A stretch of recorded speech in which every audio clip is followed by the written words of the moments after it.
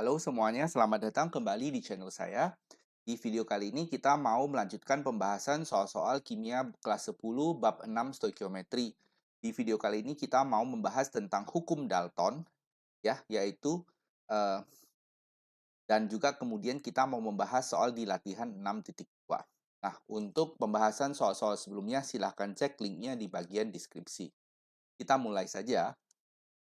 Nah, pertama-tama, hukum Dalton itu bunyinya apa? Ya, hukum Dalton disebut juga sebagai hukum kelipatan berganda. Jadi, kalau dimisalkan ada dua buah senyawa, yaitu senyawa pertama dan senyawa kedua, nah dua-duanya ini terdiri dari unsur A dan unsur B. Nah, jadi misalnya kita ada senyawa NO2. Nah, inilah yang pertamanya. Nah, lalu ada lagi senyawa N2O5. Ini senyawa keduanya. Dan lihat unsurnya itu dari unsur N, sama-sama ada N-nya ya, tapi indeksnya berbeda. Kemudian ada unsur O, indeksnya berbeda. Nah, jadi katanya jika massa dari salah satu unsur di senyawa itu sama, ya, jadi misalnya kita lihat ini sama-sama kan ada unsur N, dan massanya itu sama, oke, maka perbandingan unsur satunya lagi, jadi perbandingan siapa? Yaitu perbandingan O. Ya, O yang pertama dan O yang kedua, ini perbandingannya, perbandingannya, nah sesuai dengan kata-kata dari hukum Dalton, maka perbandingannya itu harus bulat dan sederhana. Oke, jadi katanya itu O yang pertama, ya, O dari yang senyawa pertama ini, kita banding dengan O yang kedua. Nah, ini angkanya itu pasti bulat dan sederhana. Oke, nah jadi perbandingan massa, ini ya, massa O pertama dan kedua adalah bulat dan oke. Nah, kalau kita pertama kali membaca hukum ini pasti membingungkan, ya. Nah, jadi untuk lebih jelasnya kita langsung ke soal saja, ya. Nah, supaya nanti lebih jelas. Jadi kan ada unsur A dan unsur B itu membentuk senyawa X dan senyawa Y. Oke. Nah, unsur A itu masanya di X dan Y adalah 46,7% dan kemudian 30,4%. Tunjukkanlah bahwa hukum Dalton berlaku pada kedua senyawa itu. Oke, nah jadi info soalnya apa? Jadi kita punya unsur A dan B, ya, sesuai dengan kata soal ini. Kemudian kita ada senyawa X dan Y. Nah, dari kata-kata soal, senyawa X itu ada mengandung A dan mengandung B. Senyawa Y-nya juga mengandung A dan mengandung B. Nah, lalu dikasih tahu bahwa massa dari A di X dan di Y nilainya 46,7. Jadi di sini, oke, dan 30,4. Ini kita tulis di sini. Oke. Nah, maka kita tahu ini A dan B secara total itu pasti 100%. Artinya, kalau A-nya 46,7 di X, maka B yang di X ini pasti 100 dikurang 46,7. Kita dapat 53,3. Nah, nanti B yang di Y pun sama ya, 100 kurang 30,4, hasilnya nanti 69,6. Oke, nah sejauh ini harusnya jelas ya. Nah, kita lanjut lagi. Nah, maka kita sekarang fokus ke unsur yang A. Oke. Nah, untuk yang X ini kita batasi ya. Untuk yang X berarti A kalau kita bandingkan dengan B, berarti kita bandingkan 46,7 banding 53,3. Nah, ini kita sederhanakan karena kita fokus ke A. Jadi kita bagi dengan yang A ini, 46,7. Hasilnya 1 banding 53,3 per 46,7. Nah, ini harus kalkulator ya. Kalau nggak kalkulator kalian pasti susah hitungnya. Nanti dapat 1 banding 1,14. Nah, selesai untuk yang X. Sekarang kita urus yang Y. Kita ambil lagi A-nya di Y dan kita bandingkan dengan B yang di Y. Berarti 30,4 banding 69,6. Seperti tadi kita fokus ke A, jadi kita semuanya bagi dengan 30,4. Supaya A-nya sekarang jadi 1. Ya, supaya A-nya jadi 1, sedangkan B-nya itu 69,6 bagi 30,4 menjadi 2,289. Ya, sejauh ini jelas ya. Nah, jadi kita lihat A di X 1, B A yang di Y juga 1. Jadi ini sudah sama. Nah, ini udah sama, kita sekarang fokus B-nya. B yang di X 1,14 dan B yang di Y 2,28. Kita bandingkan. Ya, nah kita bandingkan dan ini semuanya kita bisa bagi dengan 1,14, nanti dapatnya 1:2. Oke, nah ini apa ini? Ini adalah B yang X banding B yang Y. Hasilnya bulat kan, cantik kan? Bulat dan sederhana. Jadi sesuai dengan hukum Dalton. Ya, jadi dengan syarat A-nya harus sama dulu. A-nya kita samakan, baru kita bandingkan B-nya dan sederhanakan, nanti hasilnya bulat dan sederhana. Berarti memenuhi hukum Dalton ya, sesuai dengan hukum Dalton. Jadi tunjukkan bahwa hukum Dalton berlaku sudah terbukti. Oke, itu maksudnya. Satu soal lagi, nomor 15, cara kerjanya sama. Ada unsur fosforus dan unsur oksigen membentuk dua macam senyawa. 55 gram senyawa satu itu terdapat 31 gram fosforus. Sedangkan 71 gram senyawa 2 mengandung 40 gram oksigen. Tunjukkan bahwa kedua senyawa itu memenuhi hukum Dalton. Jadi, ada unsur fosforus, unsur P, dan unsur O. Oke, nah senyawa pertama katanya itu 55 gram. Ya, nah lalu fosforusnya 31 gram, jadi kita tulis 31 di sini. Nah, otomatis O-nya dikurangkan saja ya. 55 kurang 31 yaitu 24. Nah, lalu senyawa kedua ada 71 gram, kita tulis di sini. Kemudian O-nya itu 40 gram. Oke, nah maka P-nya berapa? Ini tinggal dikurangkan juga hasil 1. Oke, nah terus kita fokus fokus ke P ya. Kita fokus ke P, kita lihat ini udah sama. Ya, jadi masa salah satu unsurnya harus sama. Jadi di sini P-nya sama. Oke, nah lalu kita bandingkan O-nya. O-nya yang pertama 24, yang kedua 40. Jadi 24 banding 40 semua dibagi 8, 3:5 ini bulat dan sederhana. Oke, berarti sesuai dengan hukum Dalton ya. Tunjukkan bahwa itu memenuhi hukum Dalton sudah terbukti. Oke, itu aja. Jadi salah satu unsur kita samakan dan ini kebetulan sudah sama, lalu kita tinggal cek unsur satunya lagi, kita sederhanakan, harus bulat dan oke. Nah, jadi dua soal tadi, nomor 4 dan nomor 5, 14 dan 15 itu untuk menjelaskan tentang hukum Dalton. Jadi sekarang kita mau mengerjakan soal-soal latihan 6.2 ya. Ini mengulang tentang hukum Lavoisier, hukum Prost, dan hukum Dalton supaya kita lebih menguasai bahannya. Jadi untuk nomor 1, sebanyak 1 gram magnesium direaksikan dengan 2 gram oksigen. Setelah bereaksi, diperoleh 1,67 gram magnesium oksida. Tentukanlah siapa yang bersisa. Jadi, ada magnesium 1 gram. Oke, nah, itu ada oksigen 2 gram. Kita tulis di sini. Oke, nah itu menghasilkan magnesium oksida 1,67 gram. Ini. Oke, nah jadi menurut logika saja, misalnya Mg-nya habis. Oke, Mg-nya habis. Nah, karena ini terbentuk 1,67 gram, oke, maka pasti jadi kita misalkan Mg-nya habis, berarti bereaksinya sini pasti 1, dan di sini 1,67, ini mula-mula kan belum ada ya. Nah, maka O-nya itu pasti bereaksinya tinggal dikurangkan saja. 1 dikurang 1,67 ya menjadi 0,60.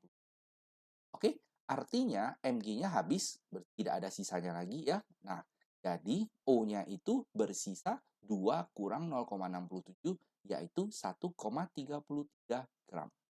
Ya, jadi tentukanlah masa reaksi yang bersisa. Inilah jawaban A, yaitu O sebanyak 1,33 gram. Oke, nah mengapa pasti Mg yang habis? Karena O-nya itu sendiri sudah 2 gram. Nah, kalau misalnya ini habis, maka MgO-nya pasti lebih dari 2 gram karena ini udah 2 dan ini pasti diambil sedikit lagi. Maka kalau dicampur hasilnya pasti lebih dari 2. Tidak mungkin karena MgO yang terbentuk lebih sedikit dari 2. Maka pasti Mg yang habis. Ya, jadi pertanyaan A terjawab yaitu O-nya bersisa 1,33 gram. Lalu kita lihat soal B. Tentukanlah perbandingan massa antara magnesium dengan oksigen dalam magnesium oksida itu. Jadi untuk soal B, kita fokus ke data yang bereaksi. Mg-nya bereaksi 1, O-nya bereaksi 0,67, dan MgO-nya bereaksi terbentuk 1,67.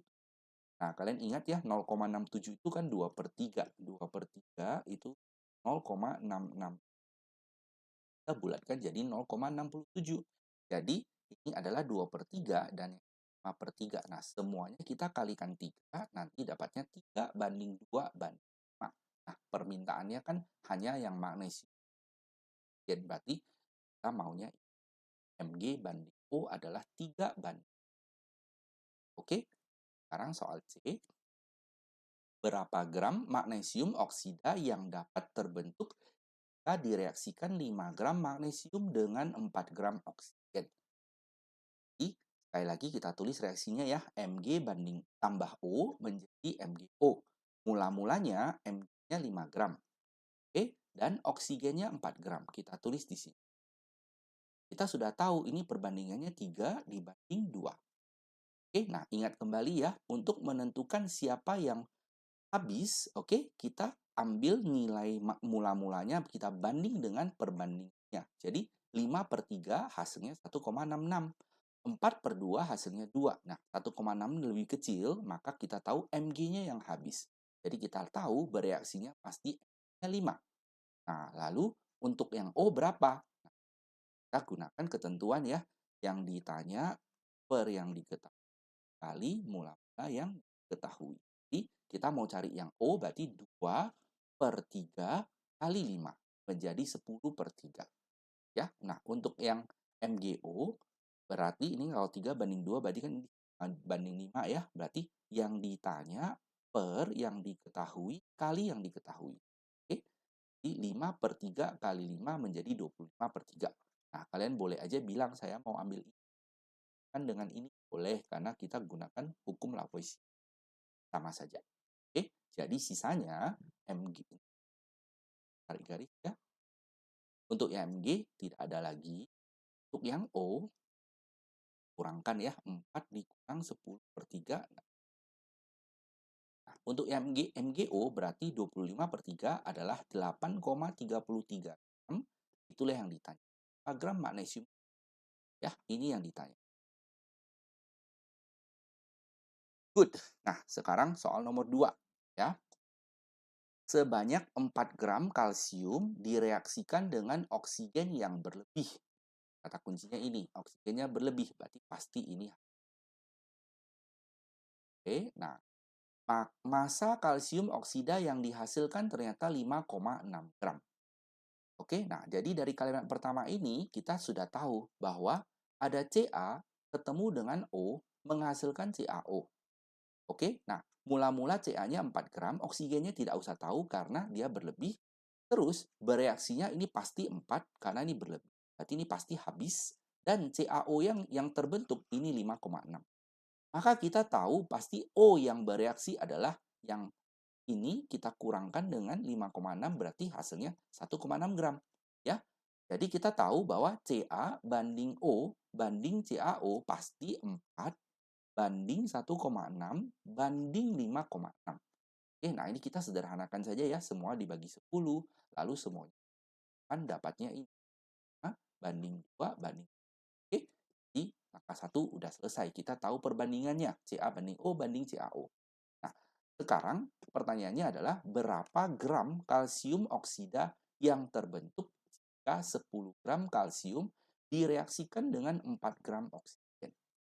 Sekarang ada situasi kedua ya, yaitu Ca tambah O menjadi CaO, reaksinya tetap tapi sekarang mula-mulanya berubah. Mula-mulanya kalsiumnya jadi 10 dan oksigennya sekarang 4. Oke, nah kita harus Gunakan perbandingan tadi ini ya. Ini kan kita sudah tahu 5:2:7. Berarti kita harus tahu siapa yang habis. Kita bandingkan 10/5 hasilnya 2. 4/2 hasilnya 2. Nah, karena sama berarti sama habis. Berarti reaksinya ini pasti 10, ini pasti 4, dan ini 10 tambah 4 yaitu 4 gram. Ya, maka berapa gram kalsium oksida? Ini 14. Oke, lanjut. Soal nomor 3. Sebanyak 1 gram unsur A direaksikan dengan 3 gram unsur B sehingga terbentuk 2,33 gram AB. Ditanya berapa perbandingan AB di senyawa AB itu. Jadi ada mula-mula A-nya 1 gram dan B-nya 3 gram. Nah, menghasilkan AB-nya 2,33.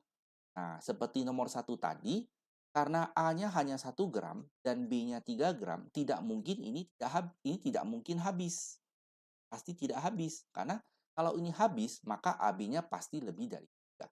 Jadi ketahuan pasti A-nya yang bereaksinya, ini saya ya, bereaksinya pasti A-nya 1 dan B-nya adalah ini dikurangkan aja. Terbalik. 2,33 kurang 1 menjadi 1,33. Ya, jadi ketahuan bahwa A kepakainya 1, B yang terpakainya 1,33 dan dan AB-nya itu 2,33. Ya, tapi ini nggak ditanya sih. Sebenarnya yang ditanya ini aja. Ya, kita kalikan 3, oke, maka ini jadi 3, ini jadi 4, ini jadi. Ya, pertanyaannya berapa perbandingan A banding B? Yaitu 3/4. Oke. Nah, soal nomor 4. Unsur X dan Y membentuk dua jenis senyawa, 1 dan 2. Unsur X di senyawa itu adalah 27,3% dan 42,9%. Periksalah apakah kedua senyawa itu memenuhi hukum Dalton. Oke. Jadi, ada unsur X dan Y, lalu ada senyawa 1 dan senyawa 2. Ya, kita sudah tahu X di senyawa 1 27,3 dan X di senyawa 2 42,9. Maka ingat ya, ini total pasti 100. Jadi Y-nya berapa? 100 kurang 27,3, dapatnya ini 2,7. Untuk yang senyawa kedua, 100 kurang 42,9, dapatnya 5. Oke, nah lalu kita bandingkan X dan Y. Untuk yang pertama, ini kita semuanya bagi 27,3 ya. Kalau kalian bagi dengan 27,3, X-nya jadi 1. Ya, 72,7 bagi 27,3 hasilnya 2,67. Untuk yang nyawa kedua, semuanya kita bagi dengan 42,9. Nanti X-nya jadi 1 dan Y-nya jadi 1,33. Ya, perhatikan, ini X-nya udah sama. Nah, jadi kita bandingkan saja Y-nya yang pertama dengan Y yang kedua. Oke, kan? Kita bandingkan, nanti semuanya kita bagi dengan 1,33. Hasilnya 2/1 dan ini bulat dan sederhana ya. Nah, jadi karena dia bulat dan sederhana, maka hukum Dalton berlaku. Pertanyaan pertama selesai. Masuk ke pertanyaan kedua. Jika rumus kimia salah satu senyawa itu adalah XY, bagaimanakah rumus senyawa yang satu lagi? Jadi, yang pertama adalah XY, ya. Saya tulis jadi X1 dan Y1 ya. Nah, kita perhatikan bahwa Y1 bandingkan dengan Y2 itu adalah 2/1. Oke? Nah, jadi ini kita kalikan aja dengan 2. Menjadi X2 Y2. Oke? Nah, jadi tujuannya supaya ini jadinya 2. Sesuai dengan ini. Oke? Nah, maka rumus senyawa kedua, Y-nya pasti 1. Sesuai dengan ini. Oke? Nah, jadi sekarang Y-nya jadi 1. Nah, sedangkan X-nya kan harus sama. Yang pertama dan kedua harus sama. Jadi kalau yang pertama X-nya 2, maka yang kedua X-nya juga 2. Oke? Nah, sehingga hasilnya menjadi X2Y. Oke? Nah, mungkin agak membingungkan ya. Jadi senyawa pertama itu adalah XY. Sedangkan senyawa kedua ditanya. Oke? Nah, ini kita kalikan 2 dulu supaya menjadi X2Y2. Tujuannya supaya Y-nya sama dengan yang ini. Oke, nah lalu senyawa yang kedua, Y-nya itu adalah 1. Jadi kita tulis Y1 saja. Oke, nah sedangkan X-nya, karena ini X-nya sama, maka kalau ini X2, ini juga X2. Oke, nah jadi ini harus sama. Sedangkan Y-nya ikut perbandingan. Oke, nah jadi senyawa keduanya adalah X2Y. Demikianlah cara pengerjaan untuk nomor 4 ini ya. Nomor 5. Nitrogen dan oksigen membentuk berbagai macam senyawa. 3 di antaranya mengandung nitrogen masing-masing. Angkanya segitu, saya tidak sebutkan lagi ya. Tunjukkanlah bahwa ketiga senyawa itu memenuhi hukum Dalton. Ya, ada N banding O. Yang pertama N-nya segitu, yang kedua segitu, yang ketiga segitu ya. Saya tulis. Nah, lalu ingat total pasti 100, berarti O-nya dikurangkan aja, 100 kurang ini, dapatnya ini. 100 kurang 30, menjadi ini, dan 100 kurang 36, menjadi. Oke, nah lalu kita fokus ke N. Jadi yang pertama kita bagi dengan 25,93, yang kedua kita bagi dengan 30,43, dan yang ketiga kita bagi dengan 36,84. Tujuannya apa? Supaya ini N-nya semuanya jadi 1. Kan yang O-nya hitung ya, kalian kalkulator aja angkanya jelek, nanti dapatnya segitu. Oke, nah lalu kita fokus O yang pertama, O yang kedua, dan O yang ketiga. Kita tulis. Ya, nah lalu semuanya kita bagi dengan yang terkecil ini. 1,71. Jadi 1. Nah ini nanti kan jadinya 5/3 dan 4/3. Jadi kali 3 lagi, dapatnya 5 banding 4 banding 3. Ya, jadi apa artinya? Artinya untuk N yang sama, maka O-nya itu perbandingannya cantik ya, bulat dan sederhana, maka sesuai dengan hukum Dalton. Oke, nah itulah yang kita oleh. Nah, demikianlah pembahasan soal-soal latihan 62 ini dari nomor 1 sampai nomor 5 ya. Semoga penjelasannya jelas. Kalau ada yang kurang jelas, tuliskan saja pertanyaan kalian di bagian komentar, akan saya jawab secepatnya. Ingat, untuk banyak belajar dan banyak berlatih, maka kalian pasti bisa. Silahkan di like video ini kalau kalian suka, dan subscribe channel ini ya, supaya kalian tidak ketinggalan update video terbarunya. Silahkan juga di-share video ini ke teman-teman yang mungkin membutuhkannya. Terima kasih banyak sudah menonton, dan sampai jumpa. Bye-bye.